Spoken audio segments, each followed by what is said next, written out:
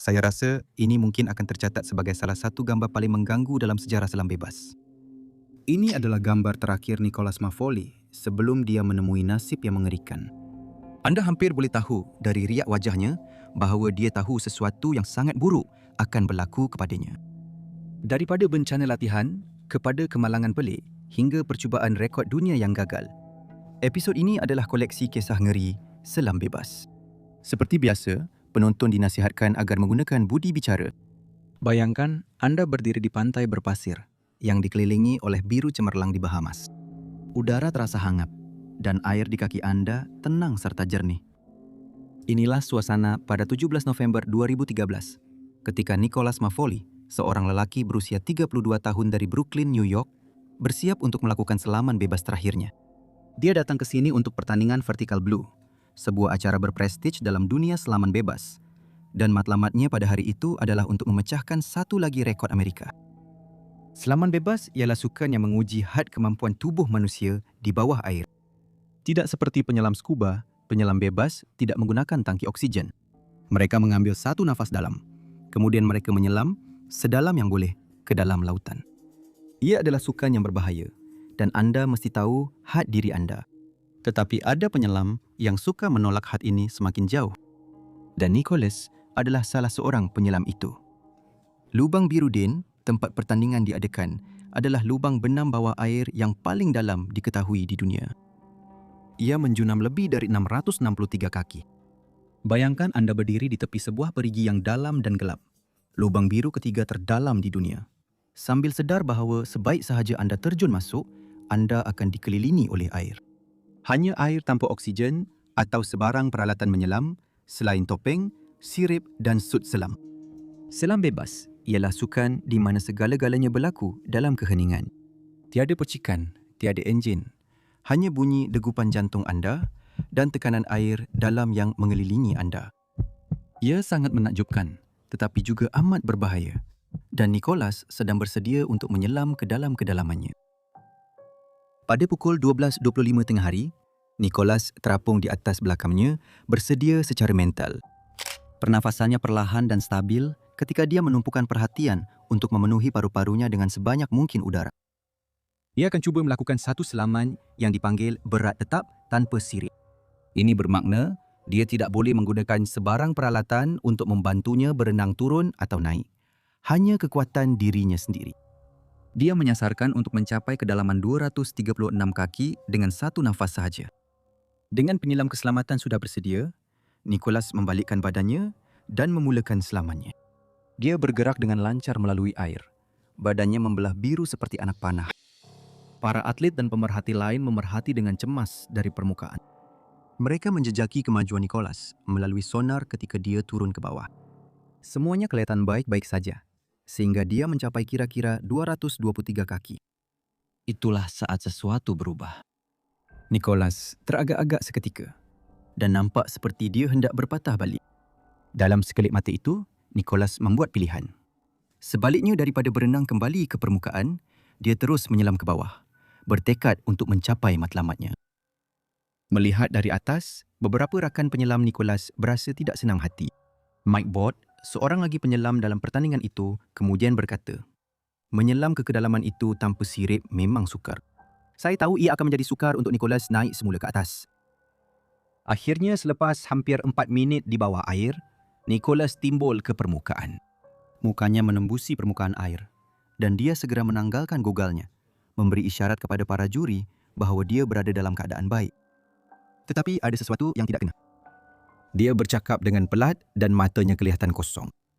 Kemudian tanpa amaran, Nicholas hilang kesedaran dan terjatuh semula ke dalam air.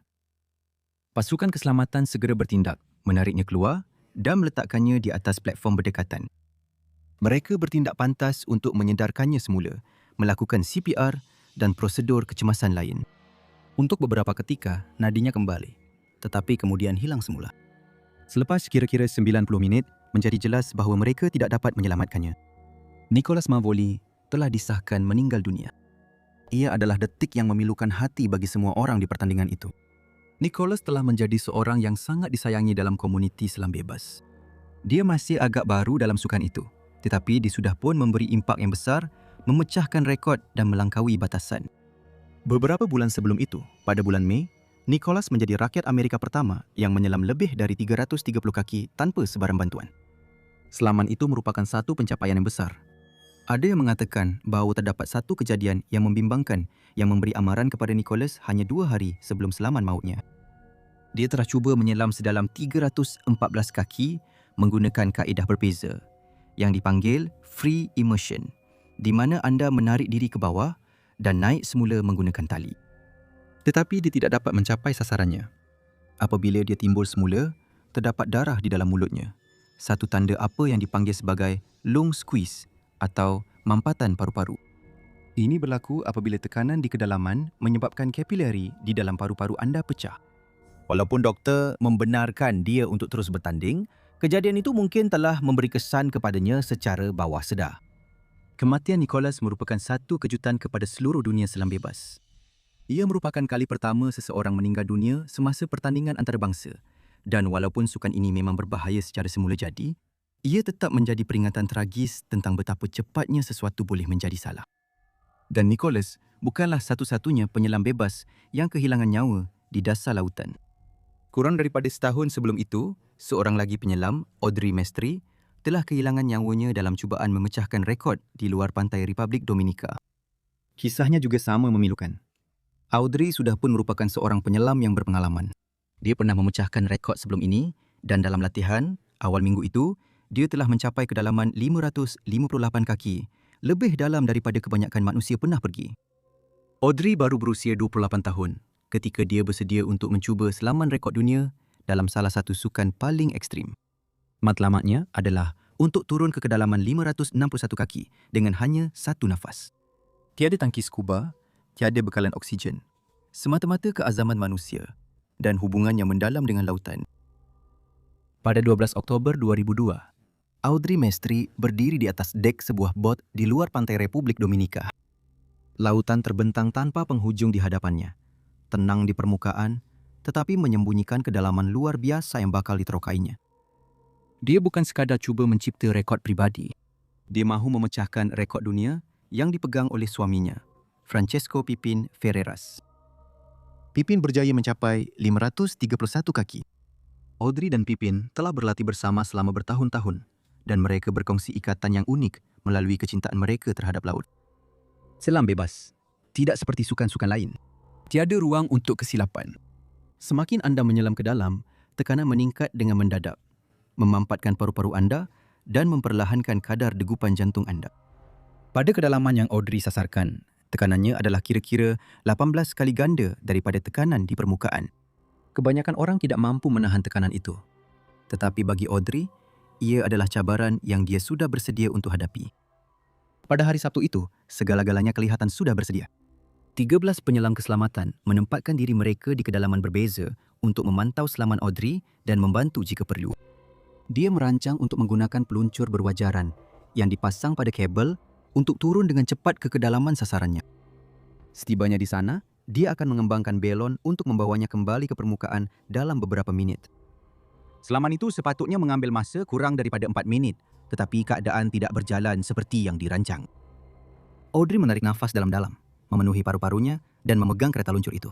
Dia turun dengan cepat. Dunia di atas hilang apabila air semakin gelap dan sejuk. Namun, apabila Audrey sampai pada kedalaman 561 kaki, sesuatu telah berlaku. Belon Audrey tidak mengembang dengan betul dan dia tidak naik semula ke atas. Apa yang sepatutnya menjadi satu selaman pantas telah bertukar menjadi perjuangan selama 9 minit. Penyelam keselamatan tahu ada sesuatu yang tidak kena dan bergegas untuk membantu. Tetapi semuanya sudah terlambat. Suaminya, Pipin, menyelam ke bawah untuk menyelamatkannya. Dia menariknya ke permukaan, tetapi apabila mereka sampai di atas, Audrey sudah tidak sedarkan diri.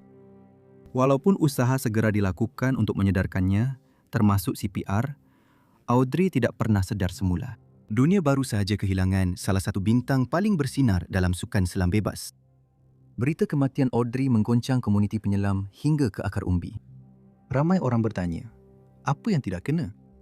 Bedah siasat awal menyatakan bahawa dia telah lemas. Tetapi butiran penuh kejadian itu mengambil masa berminggu-minggu untuk didedahkan. Terdapat persoalan sama ada prosedur keselamatan telah dipatuhi dengan betul. Ada yang percaya bahawa tidak cukup penyelam keselamatan di dalam air untuk bertindak dengan cepat. Ada juga yang menegaskan bahawa bantuan perubatan tidak tersedia serta-merta di atas bot yang menyebabkan rawatan sewajarnya tertunda. Kematian Audrey telah mencetuskan perdebatan tentang masa depan selaman tanpa had. Disiplin ini, di mana penyelam menggunakan kereta luncur untuk turun dan naik dengan cepat, boleh membawa mereka ke kedalaman ekstrim yang tubuh manusia tidak direka untuk menanggungnya. Pengkritik sukan ini seperti bekas juara selam bebas Itali Umberto Pellizzari berhujah bahawa selaman tanpa had telah menjadi lebih kepada satu tunggangan sensasi berbanding ujian sebenar kemahiran. Risikonya terlalu tinggi. Pada kedalaman itu, badan mengalami tekanan yang luar biasa. Kadar denyutan jantung turun kepada kurang daripada 20 denyutan seminit dan paru-paru dimampatkan kepada sebahagian kecil daripada saiz normalnya. Darah mengalir laju menjauhi anggota badan, melindungi organ-organ penting. Ia adalah dunia asing di bawah sana dan ia memerlukan segala yang anda ada hanya untuk terus hidup. Rudy Castanera, presiden sebuah organisasi selam bebas berkata, sudah jelas, sesuatu seperti ini akan berlaku cepat atau lambat. Kedalaman yang dicapai oleh penyelam mula menguji had kemampuan tubuh manusia dan kemalangan semakin berkemungkinan berlaku. Sama seperti Audrey, seorang lagi penyelam bebas, Stephen Keenan, akan menghadapi perjuangannya sendiri dengan kedalaman itu. Pada tahun 2017, Stephen Keenan merupakan seorang tokoh yang terkenal dalam dunia selam bebas. Dia bukan sekadar penyelam yang mahir, dia juga seorang pakar keselamatan. Dia mendedikasikan hidupnya untuk membantu orang lain mengharungi risiko selaman dalam. Pada 22 Julai tahun itu, segala-galanya kelihatan dirancang dengan sempurna untuk satu selaman di Blue Hole di Dahab, Mesir. Stephen bersedia untuk membantu rakannya dan penyelam terkemuka Itali, Alessia Zecchini, ketika dia cuba menyeberangi salah satu struktur bawah air paling berbahaya di dunia, iaitu Arch. Sekarang, jika anda belum pernah dengar tentang Arch sebelum ini, ia adalah terowong semula jadi bawah air pada kedalaman kira-kira 180 kaki. Penyelam akan melalui terowong ini dari satu sisi Blue Hole ke sisi yang lain. Ia memang cantik, tetapi berbahaya kerana kedalaman dan arus yang kuat.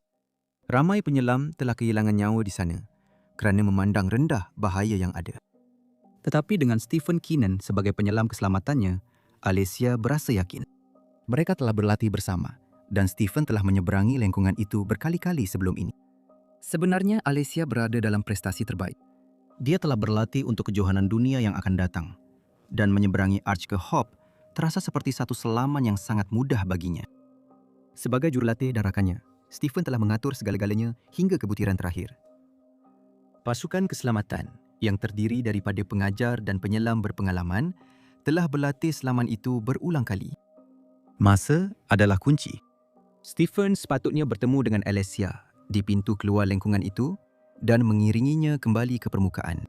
Semuanya telah dirancang hingga ke saatnya. Tetapi kadang-kadang, walaupun dengan perancangan yang terbaik, perkara boleh menjadi salah. Alessia memulakan selamannya, turun dengan lancar ke dalam lubang biru, mengikut rutin yang telah dijadualkan dengan teliti.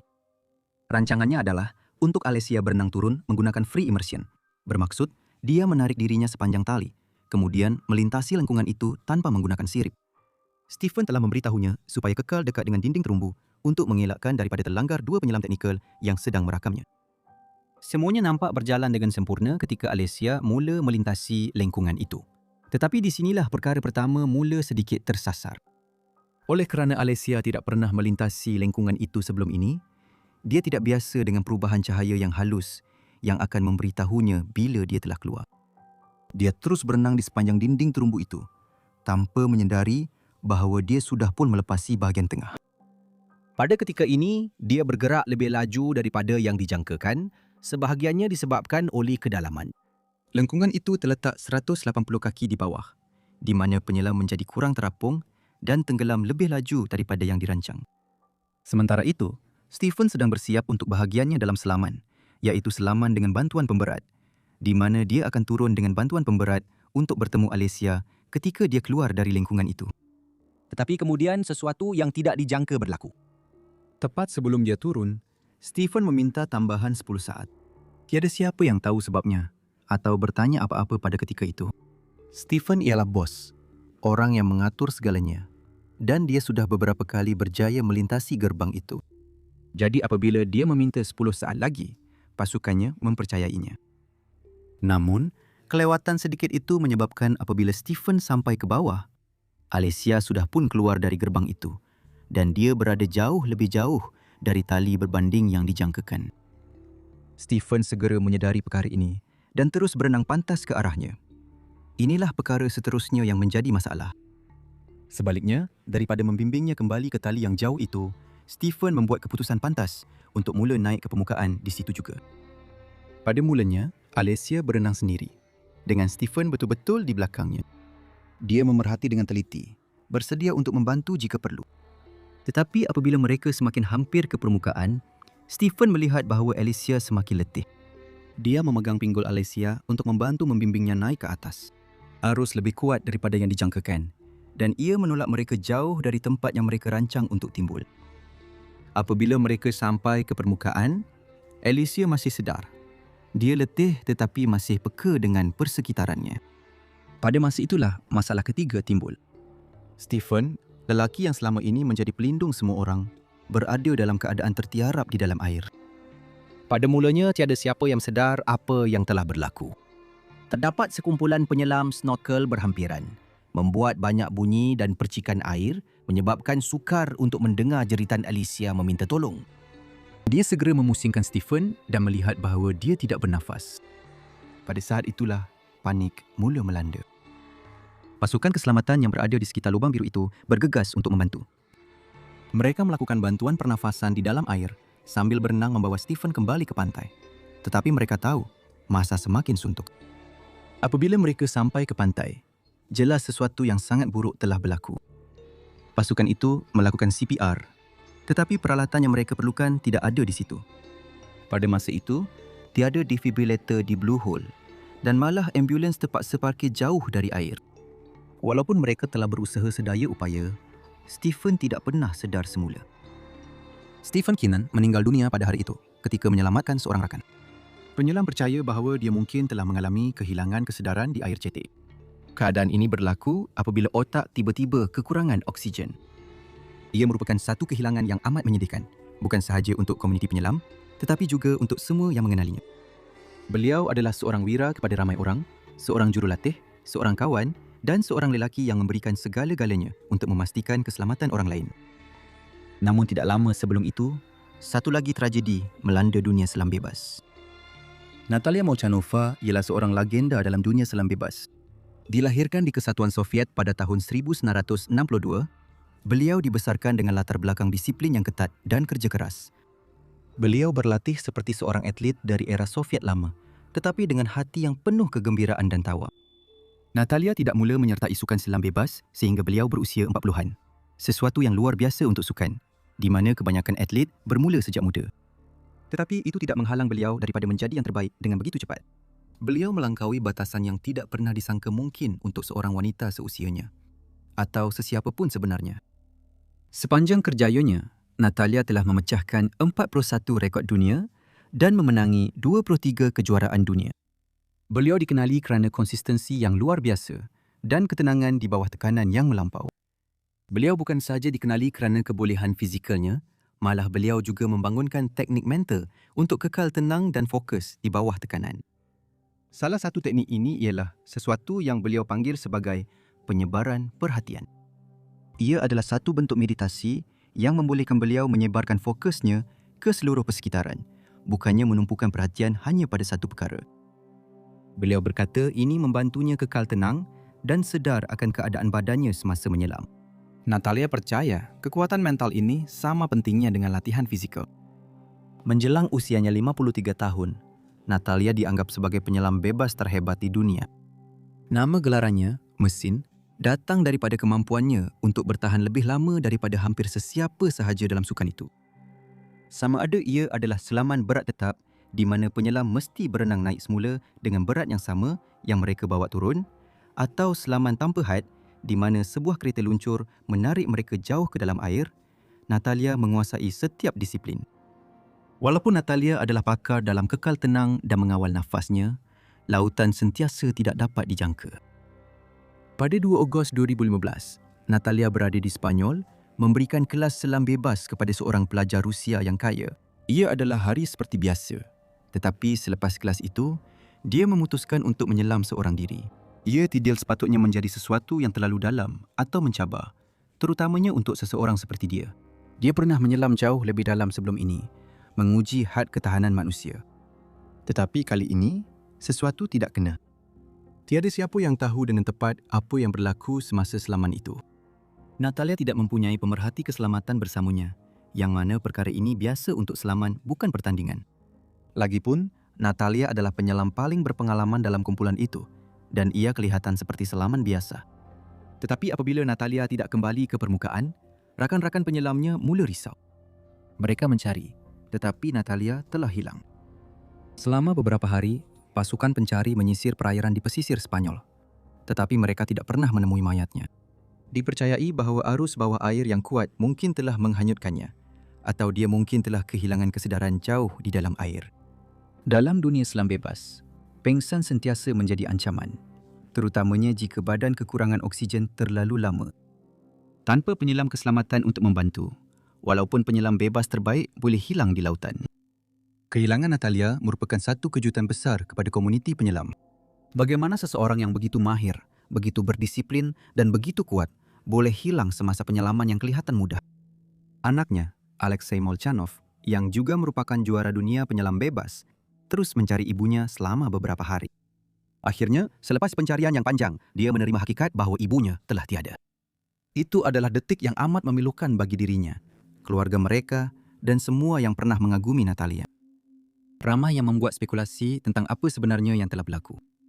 Ada yang berpendapat, arus kuat di pesisir pantai Spanyol mungkin terlalu deras, walaupun untuk seseorang yang berpengalaman seperti Natalia. Ada juga yang tertanya-tanya sama ada dia mengalami blackout air cetek, satu keadaan berbahaya yang berlaku apabila penyelam hilang kesedaran sebelum sampai ke permukaan.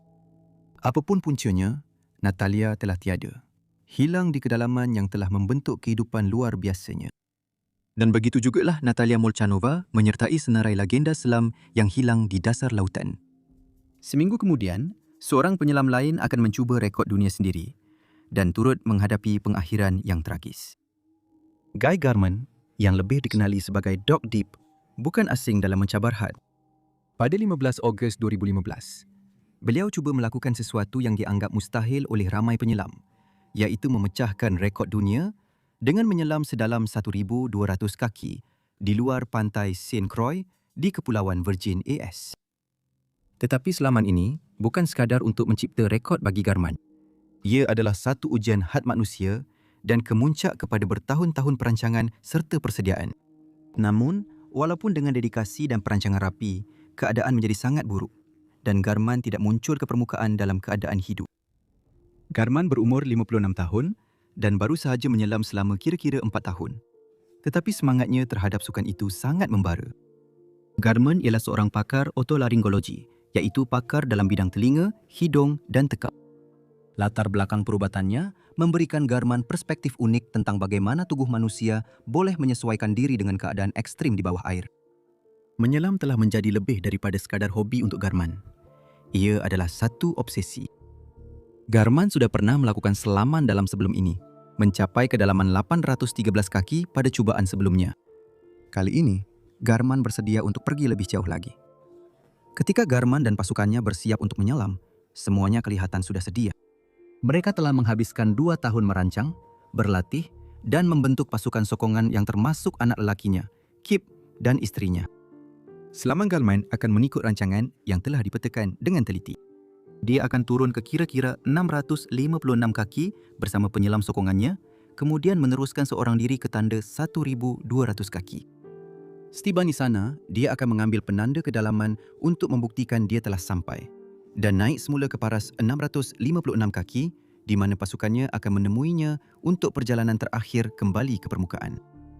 Tetapi, penyelaman pada kedalaman ini melibatkan risiko yang sangat tinggi. Semakin dalam anda pergi, semakin tinggi tekanan yang terhasil.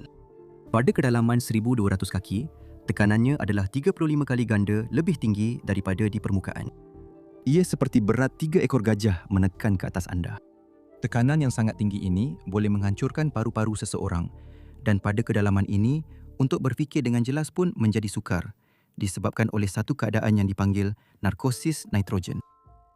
Ini berlaku apabila nitrogen daripada tangki udara terkumpul dalam aliran darah, menyebabkan kekeliruan dan rasa euforia yang boleh mengaburi pertimbangan. Untuk mengatasi masalah ini, penyelam menggunakan campuran gas khas yang dipanggil trimix yang mengurangkan paras nitrogen. Tetapi, walaupun dengan langkah berjaga-jaga ini, risikonya tetap serius. Terdapat juga bahaya penyakit dekompresi atau dikenali sebagai the bends. Apabila seorang penyelam turun jauh ke dalam lautan, badan mereka menyerap nitrogen. Jika mereka naik ke permukaan terlalu cepat, nitrogen boleh membentuk gelembung dalam aliran darah mereka, menyebabkan kesakitan yang teruk, kerosakan organ atau bahkan kematian. Untuk mengelakkan perkara ini, penyelam mesti membuat hentian penyahmampatan berhenti pada pelbagai kedalaman semasa naik ke permukaan untuk membolehkan badan mereka melepaskan nitrogen yang terkumpul dengan selamat. Garman tahu perkara ini dengan baik dan pelan selamannya termasuk masa untuk hentian penyahmampatan semasa naik ke permukaan. Garman mempunyai 5 tangki yang diikat di belakangnya, dipenuhi dengan trimix, oksigen, nitrogen, dan helium untuk selaman dalam melebihi 100 kaki. Dia merancang untuk turun pada kadar 100 kaki seminit dengan sasaran untuk mencapai 1,200 kaki dalam masa 12 minit. Pasukan itu mengukur tali selaman dengan teliti dan menambatkannya ke dasar laut. Mereka memeriksa semuanya 2 kali dan berasa yakin. Pada pukul 6 pagi, Garman dan pasukan sokongannya memasuki air. Penurunan itu berjalan mengikut rancangan pada mulanya. Pasukan itu mengikutinya turun sehingga ke tanda 656 kaki, di mana mereka berhenti dan Garman meneruskan seorang diri. Tugasnya mudah. Ikut tali selaman ke dasar, ambil penanda dan kembali semula. Garman berasa tidak selesa ketika dia turun ke dalam kegelapan pekat itu. Berat peralatan yang biasa dipakainya terasa lebih berat.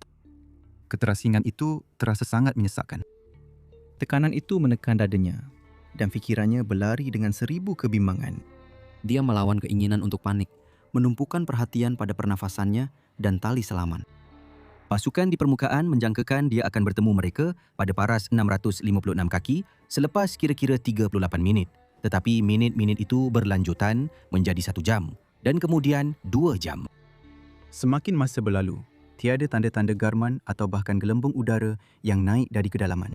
Penyelam sokongannya dengan cepat mula mencari lebih dalam, berharap dapat menemuinya. Situasi menjadi semakin kritikal dengan setiap minit yang berlalu. Para penyelam mengimbas air yang gelap, mencari sebarang petunjuk di mana Garman mungkin berada. Tetapi tiada apa-apa. Tiada gelembung, tiada pergerakan, hanya kesunyian. Pasukan itu mencari selama berjam-jam, tetapi segera menyedari kebenaran yang tragis. Ada sesuatu yang benar-benar tidak kena, dan Garman tidak akan kembali. Isteri dan anak lelakinya, yang telah menunggu dengan penuh kegelisahan di permukaan, berasa amat hancur hati. Apa yang sepatutnya menjadi detik kejayaan telah bertukar menjadi mimpi ngeri yang tidak dapat dibayangkan. 3 hari kemudian, mereka menemui mayat Garman. Peralatannya masih utuh dan tangkinya masih terpasang.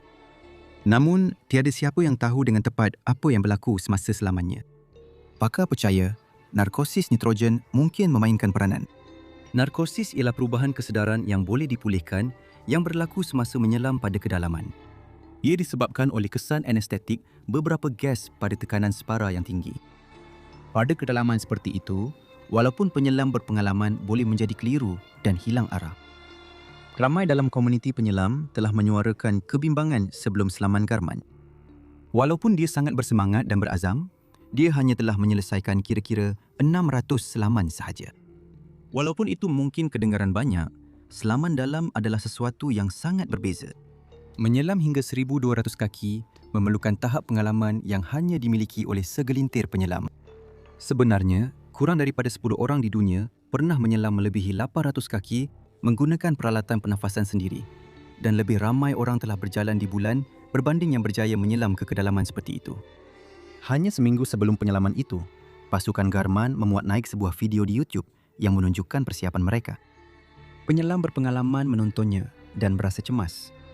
Mereka melihat penyelaman itu terlalu berani untuk pengalaman Garman dan percaya pasukannya tidak mempunyai kepakaran untuk misi yang begitu berbahaya.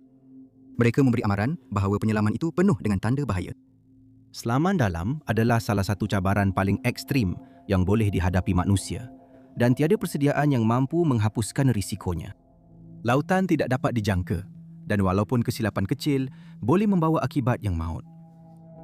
Terima kasih kerana menonton dan saya akan jumpa anda di episod seterusnya. Teruskan berani dan hiduplah dengan keberanian.